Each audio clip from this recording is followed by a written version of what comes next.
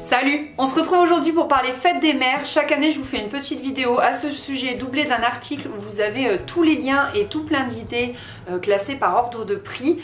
Et donc cette année j'avais envie de faire pareil. Cette année, la fête des mères tombe le 27 mai et comme je vous le disais, je vous ai fait un article sur le blog où je vous ai donné plein d'idées cadeaux classées par ordre de prix. Donc j'ai fait moins 25 €, moins de 50 €, moins de 100 € et au-delà de 100 € si jamais vous êtes plusieurs avec votre papa ou vos frères et sœurs, ça peut être sympa. Et donc ici, je voulais plus vous récapituler des idées, des thèmes dans lesquels vous pourrez piocher en fonction de votre maman, de sa personnalité, de ses goûts, de ses passions, etc. Donc la première idée, c'est d'aller piocher du côté de la déco, de la petite déco. Donc on peut opter pour un vase, on peut opter pour une jolie affiche dans un cadre, on peut opter pour un pot de fleurs avec une plante à l'intérieur. Enfin il y a plein de choses au niveau de la petite déco sur laquelle on peut miser.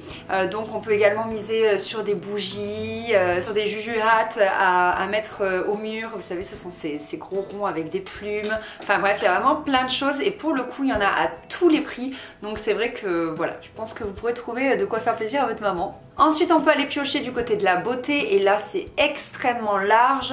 Si c'est une maman qui aime beaucoup la beauté, vous pouvez par exemple lui offrir un rouge à lèvres ou un vernis de luxe. Par exemple un rouge à lèvres Dior, voilà, c'est toujours un très beau cadeau, c'est quelque chose que peut-être elle n'ose pas s'acheter en temps normal, donc là c'est toujours voilà, un plaisir d'offrir ça. On peut sinon partir sur un soin, que ce soit visage, corps, massage, etc. Manucure, tout ça c'est toujours très sympa je trouve. Et après à Sephora on trouve des coffrets beauté de toutes sortes qui sont vraiment sympas et là je vous en ai répertorié pas mal sur le blog. Si ces deux idées là ne conviennent toujours pas, vous pouvez partir du côté des accessoires. Donc là encore c'est assez large, ça peut être les bijoux, ça peut être un petit sac à main. Moi j'adore la marque Parfois par exemple qui propose tout plein de choses finalement à petit prix. On peut aller du côté de chez C&A, Pinky, etc. Donc en ce moment c'est la mode des grosses boucles d'oreilles par exemple. Celles-ci elles viennent de chez Mango. Je sais plus combien je les ai payées mais c'est vrai que voilà, on peut s'en sortir pour pas trop cher.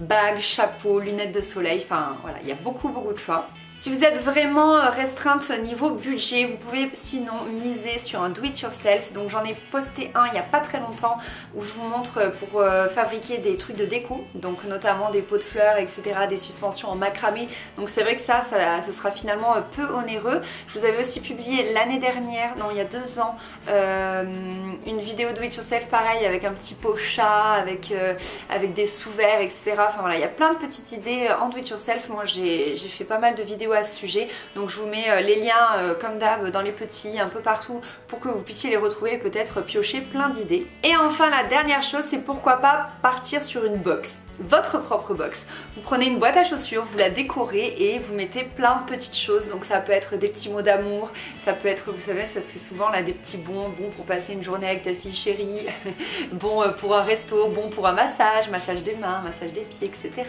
Que vous ferez vous-même, hein. Ça peut être, je sais pas, un petit mascara, un petit crayon à lèvres, un petit rouge à lèvres, un petit vernis, etc. Vous pouvez voilà vraiment lui concocter une petite box personnalisée. Je trouve que ça peut être sympa. Pourquoi pas aller acheter aussi si elle aime des graines qu'elle pourra planter dans son jardin. Enfin vous pouvez vraiment, je trouve, créer un univers dans une petite box autour de votre maman, de ses goûts, de ses passions, etc. Et je trouve ça vraiment sympa. C'est encore plus personnalisé et je trouve ça vraiment très chouette. Voilà, cette vidéo est terminée, j'espère que ces 5 orientations pourront vous aider et qu'ensuite vous pourrez piocher dedans pour pouvoir faire plaisir à votre maman. Sinon je vous donne rendez-vous donc comme je vous disais sur le blog pour avoir plein d'autres idées. Et puis je vous dis à très vite pour une prochaine vidéo. Bisous, bye bye. Ah non en fait j'ai une dernière petite question, est-ce que ça vous intéresserait que je fasse le même type de vidéo plus article pour la fête des pères? Dites-moi ça en commentaire, merci.